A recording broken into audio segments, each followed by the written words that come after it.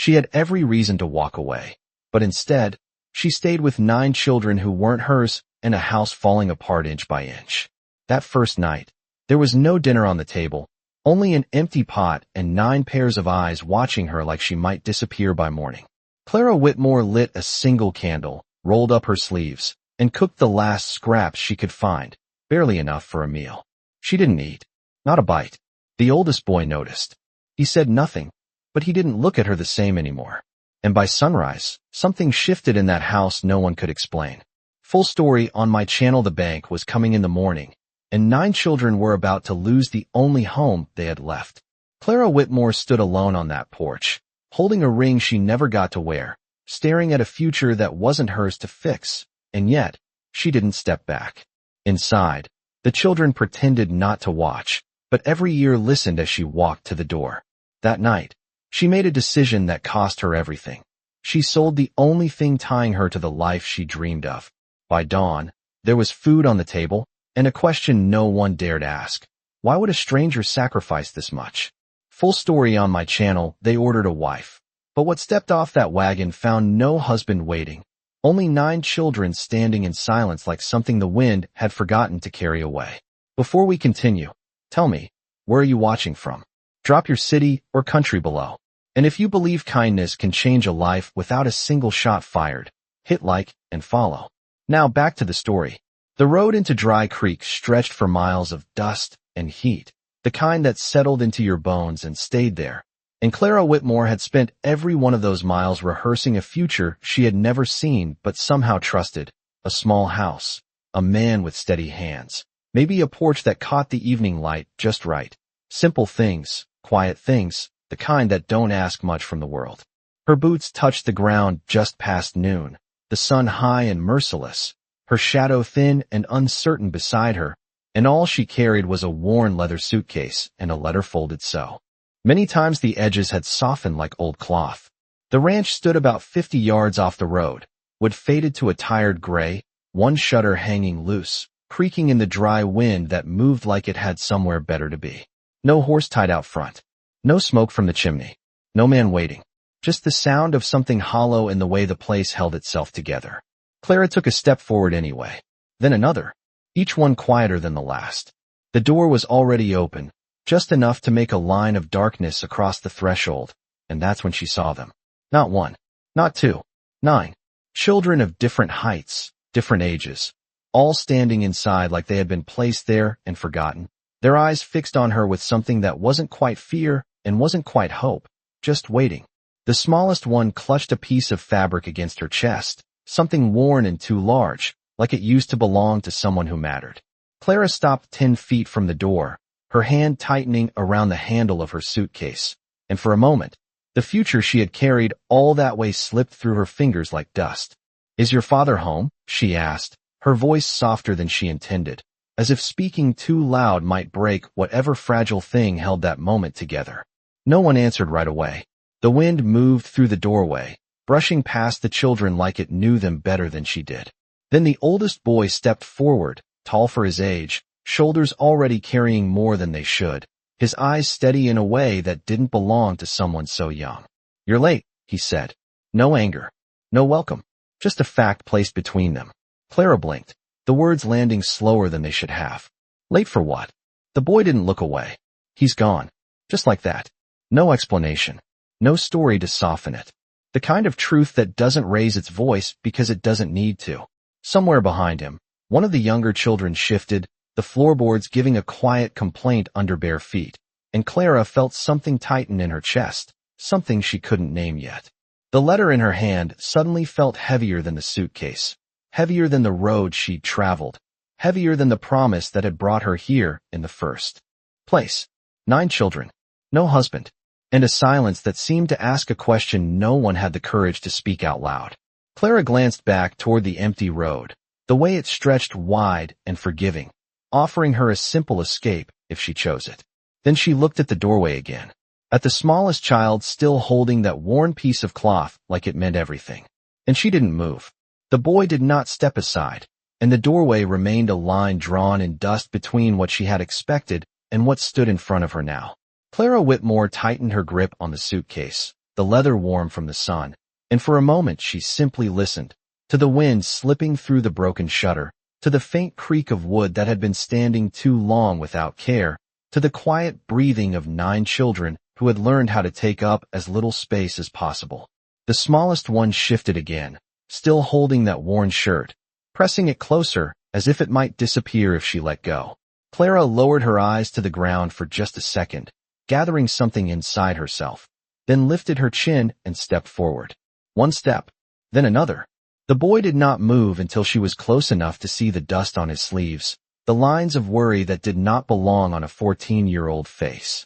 Then he turned, not welcoming, not inviting, just allowing, and Clara crossed the threshold into a house that felt colder than the air outside despite the heat. The room smelled faintly of dry wood and something else, something empty, like a place where meals used to be made but had not been in a while. A table stood in the center, worn smooth by years of use, but now bare except for a single tin cup turned on its side. Clara set her suitcase down near the wall, careful, as if making noise might break whatever fragile balance held the room together. "How long has he been gone?" she asked, her voice low, not demanding, just asking. The boy shrugged, a small movement that carried more weight than words.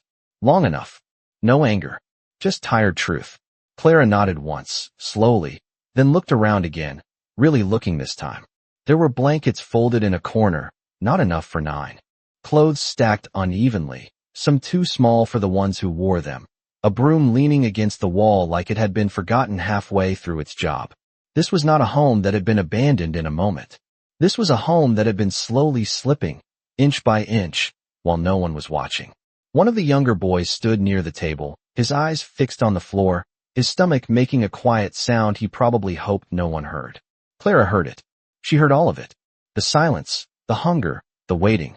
She moved toward the small kitchen space, if it could be called that, opening a cabinet door that creaked in protest. Inside, there was almost nothing. A small sack with only a handful of flour at the bottom, a jar with a thin line of something that might have been preserved fruit weeks ago, and a single potato resting alone like it had outlasted everything else. Clara closed the cabinet gently, her hand lingering on the wood for a second longer than necessary. Behind her, the children watched, not moving, not speaking, as if this was the moment that decided something none of them could name. Clara turned back to them, her expression steady, not soft, not hard, just certain in a quiet way that did not need to announce itself. "All right," she said, almost to herself, as if placing a marker in the ground. She moved to the table, set her gloves down, and began rolling up her sleeves with slow, deliberate movements, the kind that come before work, not before words. The boy's eyes followed her, searching for something, maybe a sign she would leave, maybe proof she would stay, but Clara did not look at him. Not yet. Instead, she reached for the empty pot on the stove, lifted it, felt its lightness, then set it down again with a soft sound that echoed just enough in the quiet room. Outside, the wind shifted, carrying dust across the yard, erasing the tracks of the wagon that had brought her here. And inside that house, without announcement, without promise, Clara Whitmore began to move like someone who had already decided she was not leaving. There was not enough food for 9 children, and Clara Whitmore knew at the moment she lifted that empty pot and felt how light it was. In her hands, the room stayed quiet, the kind of quiet that presses against your ears, as if even the walls were waiting to see what she would do next. Clara moved slowly, not because she was unsure, but because every motion mattered now. Every sound carried weight. She stepped outside, the sun already beginning to dip just enough to soften the edge of the heat, and scanned the yard with a careful eye. The land told its own story. A broken fence leaning inward, dry soil that had not been turned in weeks, maybe longer. A chicken coop standing open and empty. No animals. No fresh tracks. Nothing that promised an easy answer. Behind her, she could feel them gathering at the doorway, not stepping out, just watching, their shadows stretching across the wooden floor like they were afraid to cross into something new. Clara walked a slow circle around the house, her boots pressing shallow prints into the dust, her gaze searching for anything overlooked, anything forgotten. Near the back, half hidden behind a stack of weathered boards, she found it. A small crate. Not much, but not nothing. Inside, 2 onions, shriveled but still usable, and a handful of dried beans wrapped in cloth. Enough to make something. Not enough to last, but enough for tonight. Clara let out a breath she did not realize she had been holding, then lifted the crate and carried it inside without saying a word. The children parted just slightly as she passed, their eyes following the movement of her hands, the crate, the possibility it represented. She set it down on the table and began working immediately, rinsing the beans with what little water remained in a bucket, slicing the onions with careful precision, each motion steady, practiced, like she had done this 1,000 times before in places just as quiet, just as uncertain. The smell began to rise slowly, faint at first, then stronger, filling the room in a way that made something shift in the air. Hunger has a sound. It is not loud, but it is there, in the way breathing changes, in the way bodies lean forward without realizing it.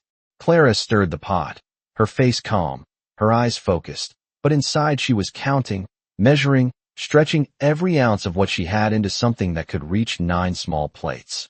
When it was ready, she did not serve herself, not even a spoon. She filled each bowl carefully, making sure every child received something warm, something real, something that said this house was not empty anymore. The smallest one hesitated, looking up at her before taking the bowl, as if asking permission without words. Clara gave a small nod. That was all.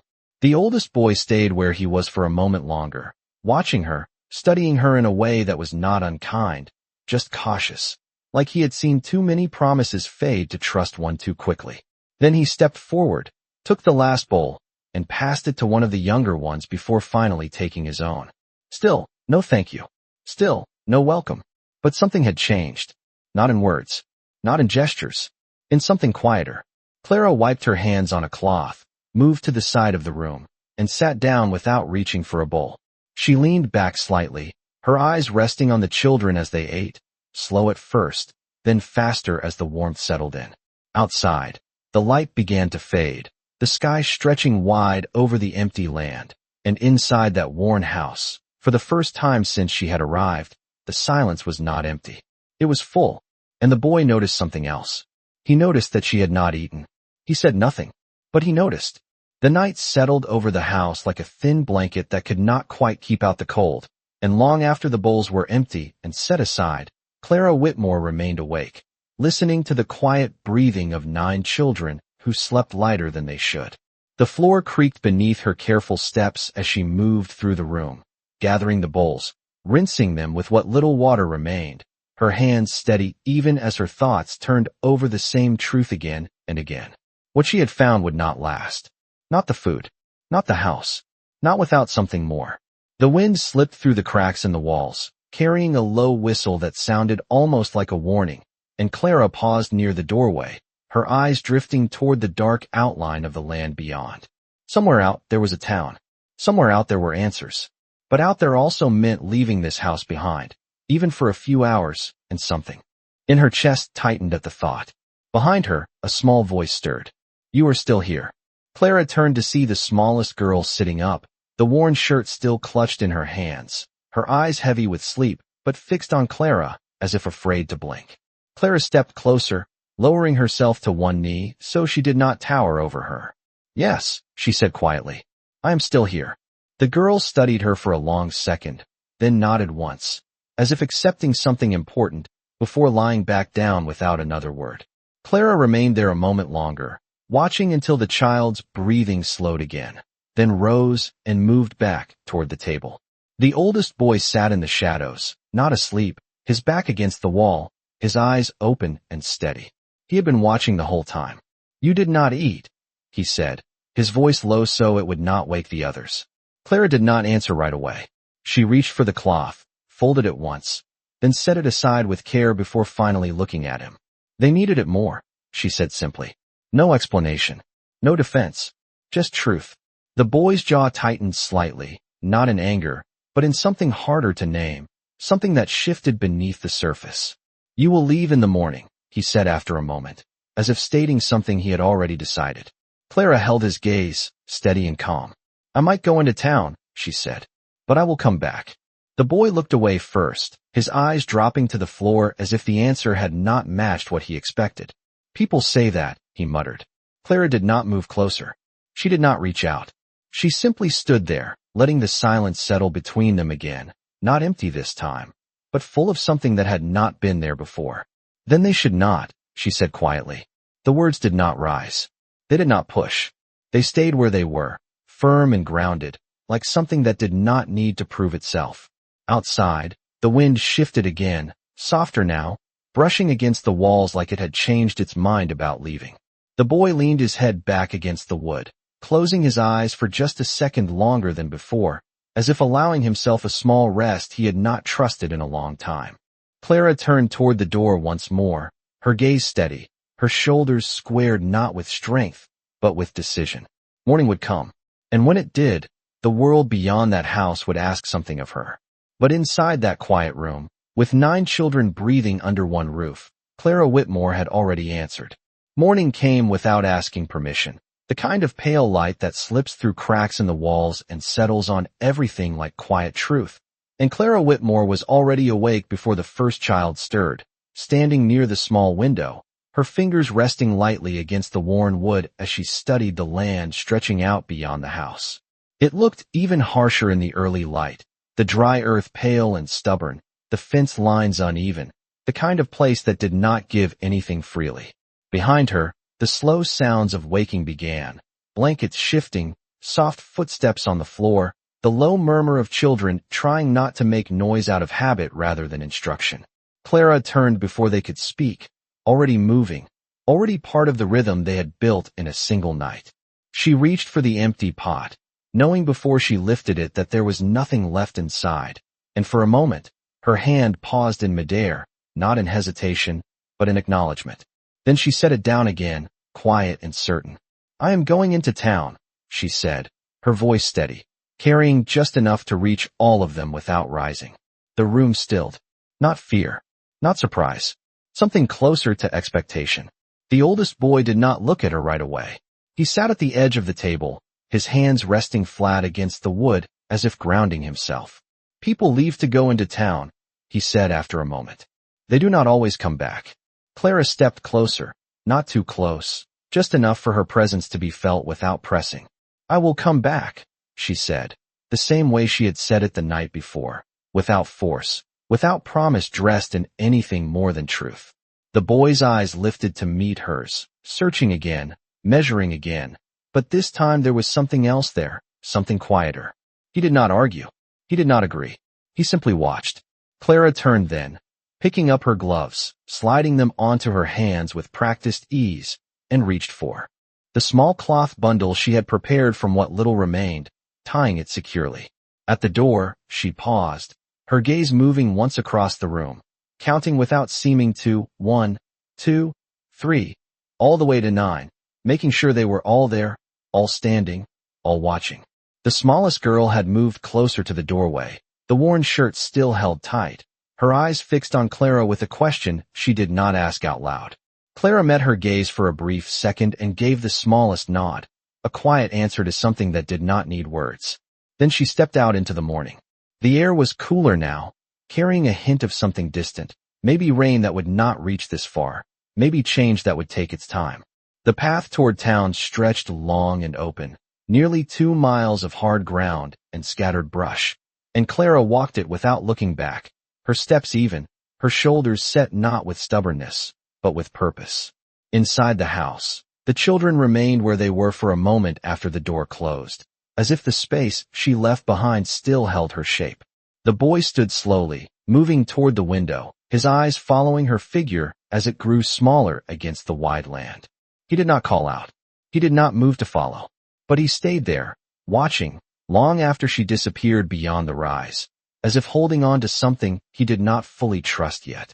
And for the first time in a long while, he waited not for someone to leave, but for someone to return.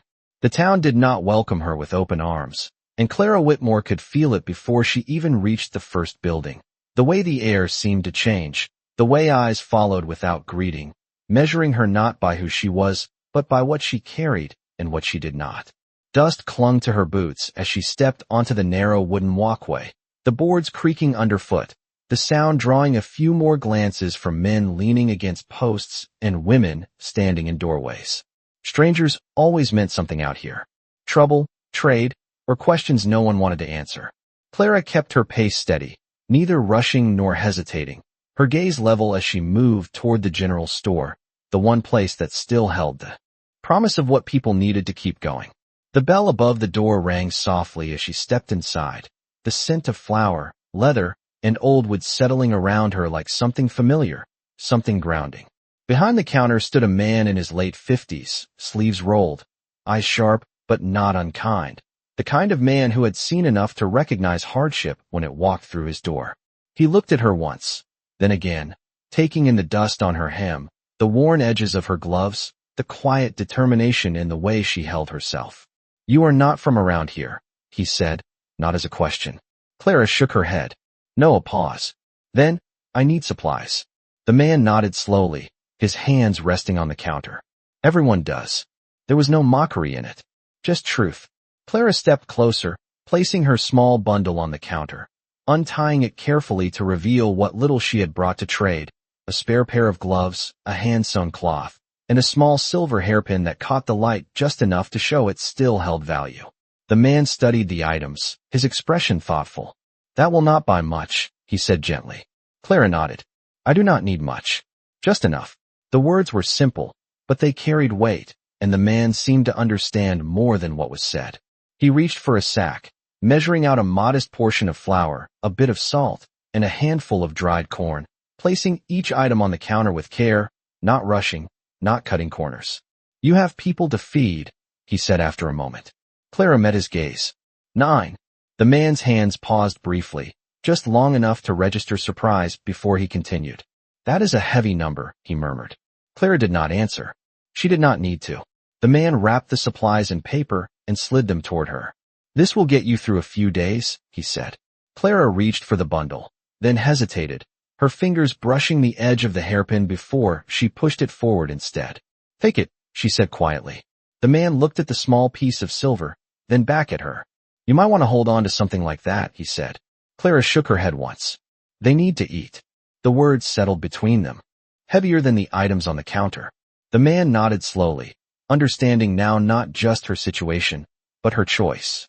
He took the hairpin, but as Clara gathered the supplies, he added one more small item to the bundle, a single piece of cured meat, wrapped and tucked in without comment. Clara noticed, of course she did, but she did not call attention to it. She simply inclined her head in quiet acknowledgement, the kind that carried more gratitude than words ever could. When she stepped back out into the sunlight, the town still watched, still measured, but something had shifted, if only slightly. Clara adjusted the bundle in her arms and turned back toward the long road home, her steps steady, her pace unbroken. Behind her, the man at the counter watched through the window, his eyes following her until she disappeared into the heat, and he found himself wondering not if she would come back, but how long it would take for the rest of the town to understand what kind of woman had just walked through his door. The road back felt longer than before, not because the distance had changed, but because Clara Whitmore carried more than supplies in her arms now. She carried a decision that had already begun to take root, and each step pressed it deeper into the ground beneath her. The sun had climbed higher, the heat rising off the land in slow waves that blurred the horizon, but Clara did not slow. The bundle rested steady against her chest, one arm holding it firm, the other swinging with quiet rhythm, her eyes fixed ahead as if the house itself might disappear if she let it out of sight for too long. Inside that house, time moved differently. The children had not scattered. They had not played. They stayed close, as if the walls themselves might shift without warning. The smallest girl sat near the doorway, her legs tucked beneath her, the worn shirt still in her hands, her gaze fixed on the path outside like she was holding it in place. The older ones moved quietly, tending to small tasks without being asked, not because they expected anything, but because doing nothing felt heavier than doing something. The boy stood at the window again, just as he had before, his shoulders set, his eyes scanning the distance with a focus that belonged to someone who had learned to expect disappointment. Hours passed without words. The light shifted across the floor, inch by inch, stretching and fading, marking time in a way none of them spoke about. Then, Just past the rise in the land, something changed. A shape, small at first, then clearer, a figure moving steady against the heat. The boy did not call out. He did not move right away. He watched, his breath held in a way he did not notice, until the shape became a person, and the person became her. Clara Whitmore, walking the same path she had taken that morning. Returning, the smallest girl was the first to move, rising slowly, as if afraid that sudden motion might make the moment disappear. The others followed, one by one, gathering near the doorway, not rushing forward, not running, just standing, watching, their eyes fixed on the woman who had said she would come back and now had. Clara reached the yard without breaking her stride, her boots pressing fresh marks into the dust that still held the faint outline of her earlier steps. She did not stop at the fence. She did not pause at the door. She walked straight through, as if there had never been a question. Inside, the air shifted again, not with wind, but with something quieter, something that settled into the space between them. Clara set the bundle down on the table, unwrapping it with the same careful hands, revealing flour, corn, salt, and something more. The cured meat. Small but real. Enough to change a meal into something that felt like care instead of survival. No one spoke. No one needed to. The boy stepped closer, his eyes moving from the food to Clara's face, searching, measuring again, but this time the question was different. Not will she leave, but why did she come back? Clara did not answer it. Not with words. She simply reached for the pot, filled it, and began again, the quiet rhythm of work settling into the room like something that belonged there. Outside, the wind moved across the land, erasing old tracks, but inside that house, something had been marked that would not fade so easily. And for the first time, when the children watched her move, they were not just waiting. They were beginning to believe. The second night did not feel like the first, and Clara Whitmore noticed it in the smallest details. The way the children did not stay as far from the table. The way their eyes no longer avoided hers completely. The way the silence had changed from something empty into something that listened. The meal was better this time, not by much, but enough. The cured meat cut into careful pieces, stretched across the pot, so every bowl carried a hint of something richer, something that lingered longer than hunger. Clara moved through the motions with the same steady rhythm, stirring, serving, stepping back, never placing herself at the center of the room, never asking for anything in return. When the bowls were passed, the smallest girl hesitated again, but this time she did not wait for a nod. She took the bowl on her own, her fingers brushing briefly against Clara's hand before pulling back, quick, unsure, but not afraid. Clara said nothing.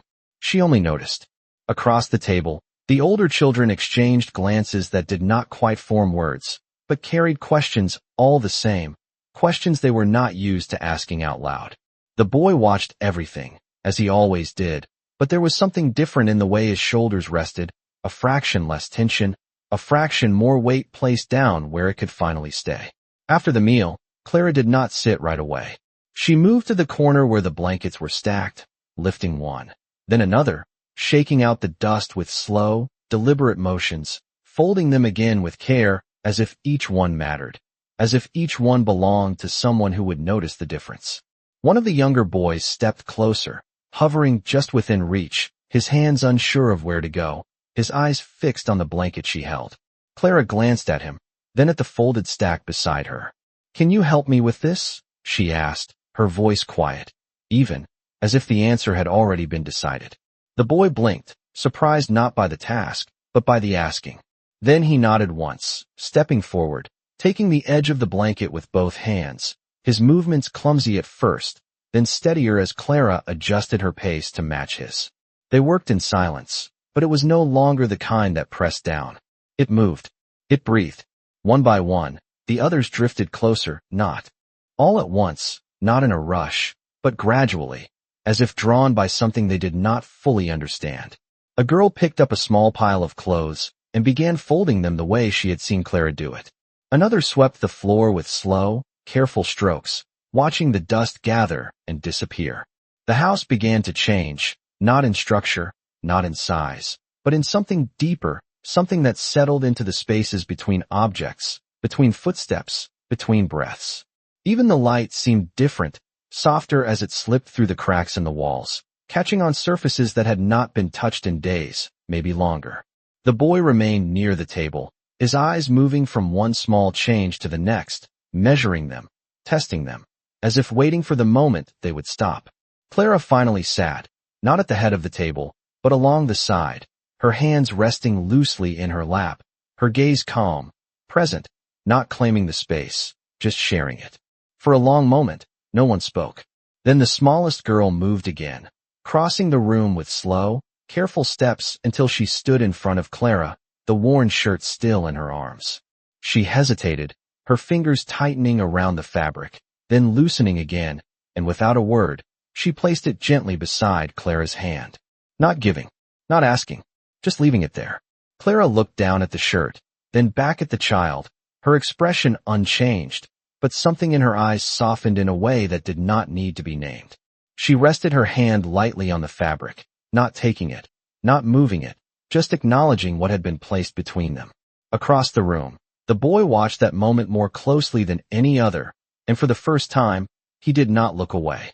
Because something had shifted again, something quieter than before, but stronger, something that did not come from words or promises, but from the simple act of staying, of returning, of being there when leaving would have been easier.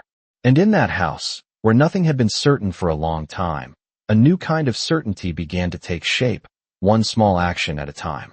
The night held steady, but something unseen had already begun to shift beyond the walls, and Clara Whitmore felt it before she heard it, the faint rhythm of hooves somewhere far off, carried thin on the wind like a warning that did not raise its voice.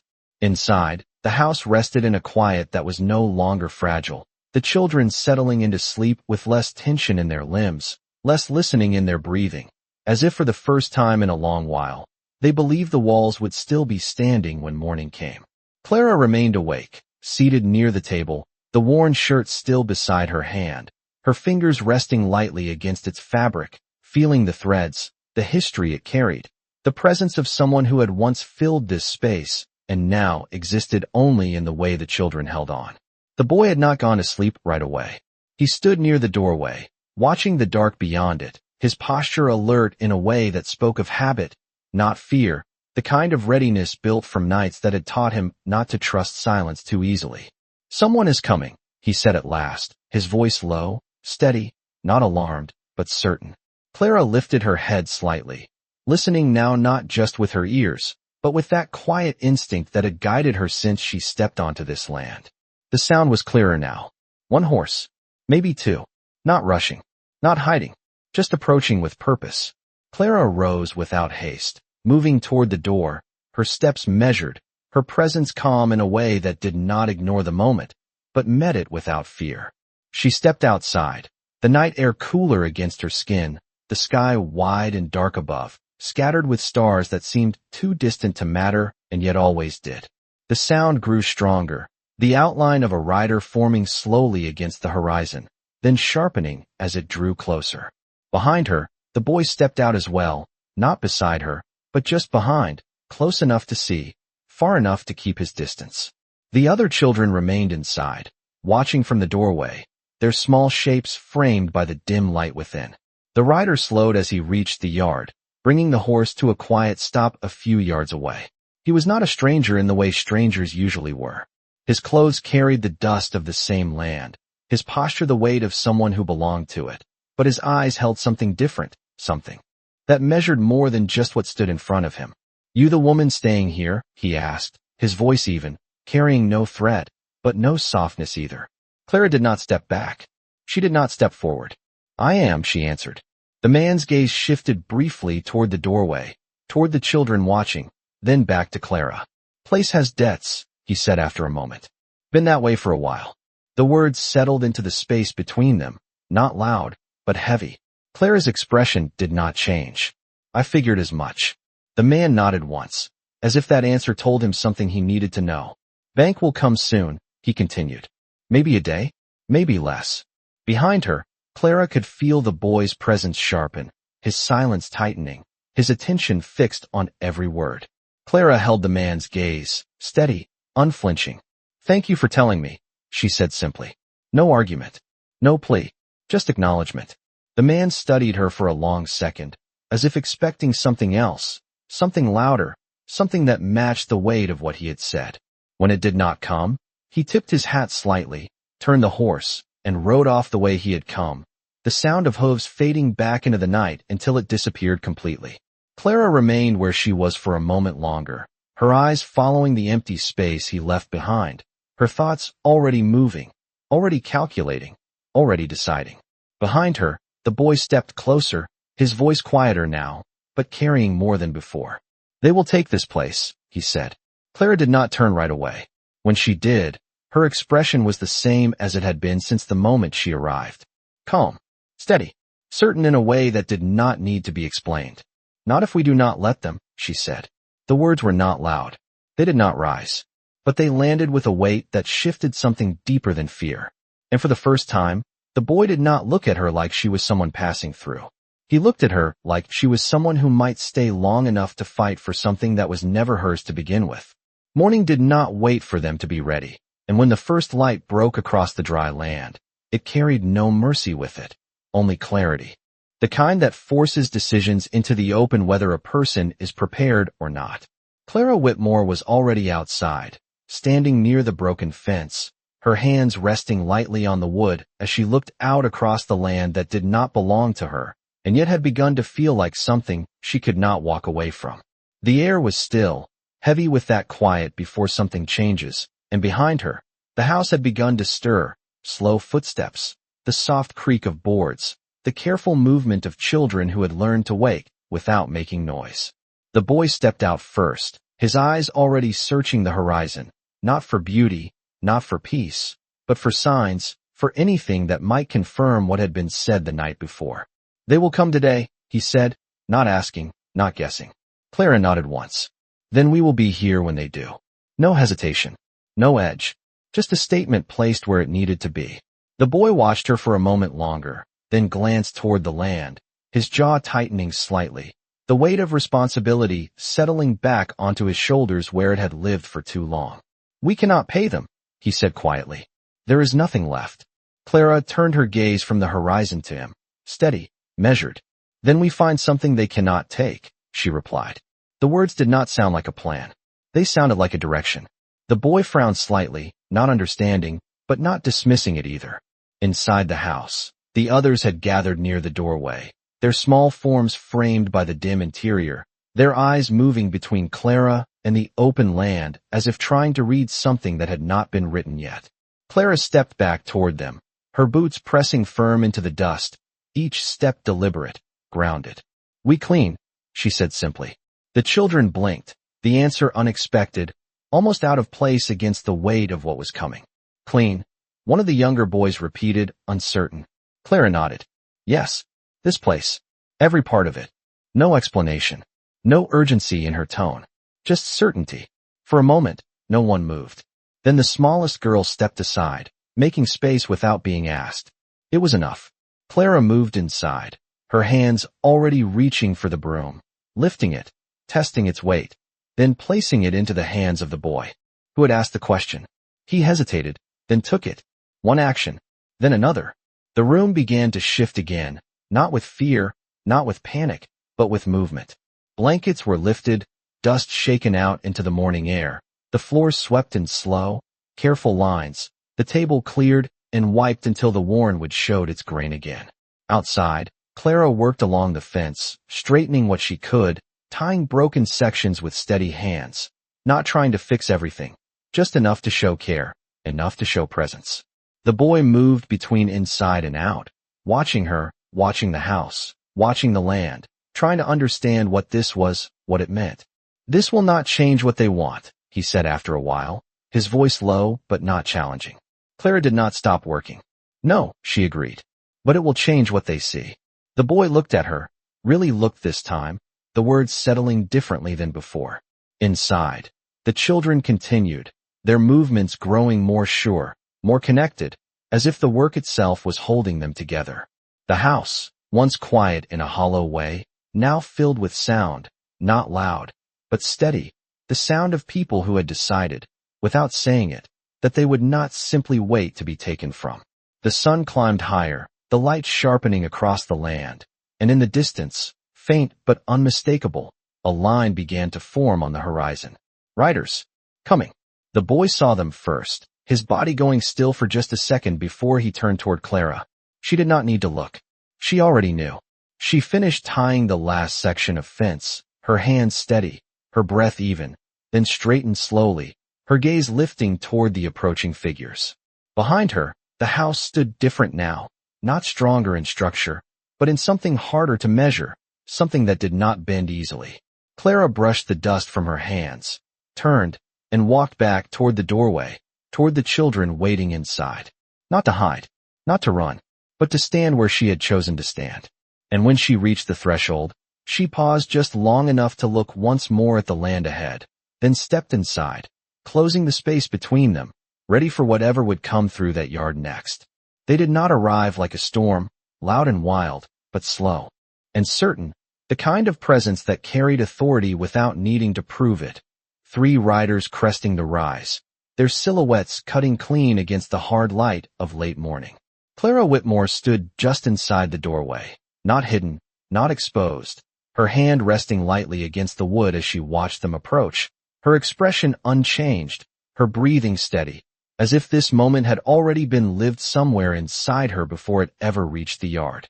Behind her, the children gathered close, not clinging, not crowding, but present, their small forms aligned in a way that spoke of something they had not known they possessed until now, a quiet unity, a shared stillness.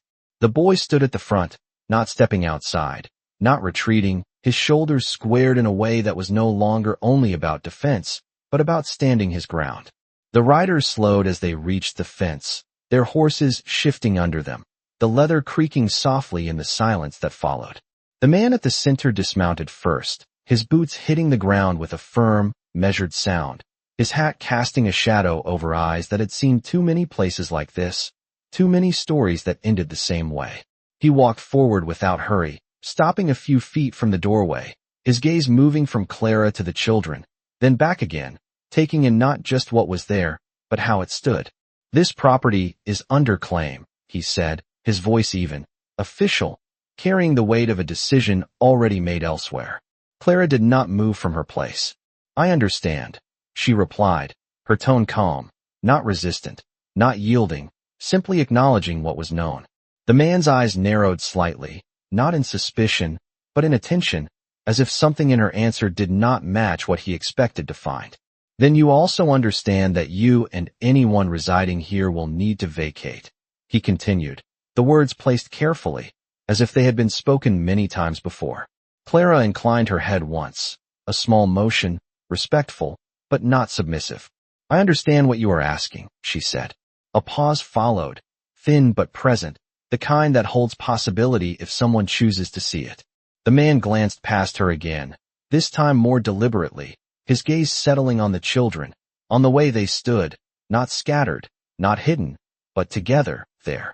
Clothes cleaner than before, their faces lifted, not with defiance, but with something steadier, something that did not bend as easily as fear. The house behind them told the same story, the floor swept, the table cleared, the air carrying the faint scent of a meal that had been shared, not survived. He took a breath, slow, measured, then looked back at Clara. Where is the owner? He asked. Clara did not hesitate.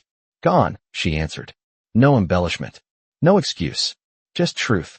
The man nodded slightly, as if that confirmed what he had already been told, but it was not the answer that held his attention now. It was everything else. The stillness. The order. The presence of someone who had stepped into a place that was falling apart, and, without claiming it, had begun to hold it together. One of the other riders shifted in his saddle, glancing toward the man on the ground, waiting for the next instruction, the next step that would move things forward the way they always did. But the man did not speak right away. His eyes remained on Clara, studying, measuring, not her strength, not her resistance, but something quieter, something that did not fit neatly into the lines he had been given. You are not listed on any record for this property, he said after a moment. Clara's expression did not change. No, she replied.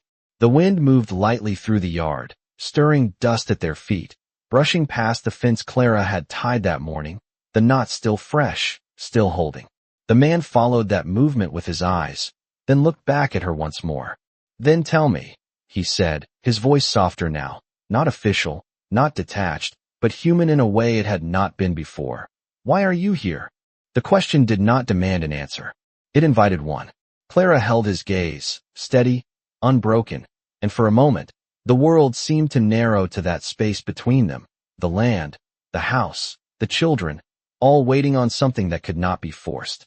Then she spoke, not louder, not sharper, just clear. "Because they are."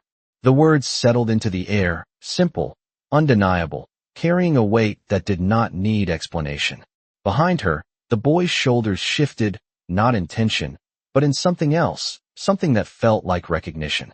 The man stood still for a long second, the kind that changes direction without announcing it. His eyes moving once more over the house, the children, the fence, the ground beneath his feet, and when he finally spoke again, it was not with the same certainty he had arrived with. Not quite. The man did not speak right away, and in that silence something changed that no document could record and no order could fully undo, the kind of shift that happens when a person sees more than what they were sent to see. His eyes moved once more across the doorway, not just counting the children this time, but noticing them, the way they stood closer together than before, the way none of them stepped back, the way the smallest one leaned just slightly toward Clara without touching her, as if trust had begun to form in quiet layers. The other riders shifted behind him, their patience thinning in small, almost invisible ways, a glance exchanged, a hand resting on a saddle, waiting for the decision that would bring things back to the way they always worked. But the man did not move. He took a slow breath, the weight of it settling into his chest, then reached into his coat and pulled out a folded paper, the kind stamped and signed and carried across miles to make things official. He looked at it for a second, then lowered it again, his gaze returning to Clara. "There is no record of payment," he said, but his voice had lost the edge it carried before, no longer just an order, more like a statement searching for something else. Clara nodded once. "No," she said. The truth did not change. The wind moved again, brushing across the yard, lifting a thin layer of dust that drifted between them, softening the lines of where one thing ended and another began. The man glanced down at the ground, at the fresh marks near the fence, the knots tied that morning, the small signs of effort that did not belong to someone passing through. "You have been here how long?" he asked. 2 days, Clara answered. The number hung there, small against the weight of everything else, and yet it carried something larger than time, something measured not in hours but in choices. The man let out a breath that almost sounded like a quiet laugh, though no humor followed it. 2 days, he repeated under his breath, as if testing how much could change in that span. Behind Clara, the boy stepped forward half a pace, not enough to challenge, not enough to retreat, just enough to be seen, his eyes fixed on the man now, steady, unblinking. The man noticed. Of course he did. He looked at the boy, then back at Clara, and something in his expression shifted again, not in weakness, not in surrender, but in recognition. "You understand what happens if I enforce this," he said, lifting the paper slightly, not as a threat, but as a fact. Clara did not look at the paper. She looked at him. "Yes," she replied. No fear, no plea, just acknowledgement. Another pause followed, longer this time, stretching thin across the yard, the kind that invites a decision without forcing it. The riders behind him grew still, sensing something had changed even if they could not name it. The man folded the paper slowly, deliberately, his hands moving with the same care Clara had used when tying the fence, and slipped it back into his coat. "I will return in 1 week," he said at last, his voice steady, but no longer fixed to a single path. If nothing has changed, he let the rest of the sentence fall away, unfinished, not because it needed to be said, but because it no longer held the same certainty it had before. Clara inclined her head slightly, accepting the time not as a gift, but as something earned through presence. "That is fair," she said. The man held her gaze for a moment longer, then turned, stepping back toward his horse, his movements slower now, more thoughtful than when he had arrived. He mounted without hurry, gathering the reins, and with a quiet signal, the other riders followed, their horses turning in unison, the sound of hooves beginning again, but softer this time, less like an ending, more like something that had been postponed. Clara remained where she was until they disappeared beyond the rise, the dust settling slowly back into place, the yard returning to stillness. Behind her, the boy exhaled a breath he had not realized he was holding, his shoulders lowering just slightly, his eyes shifting from the empty horizon back to Clara. 1 week, he said quietly. Clara nodded once. 1 week, she repeated. And in that simple exchange, something larger than fear took hold, something measured not by what they had, but by what they were willing to build before time ran out.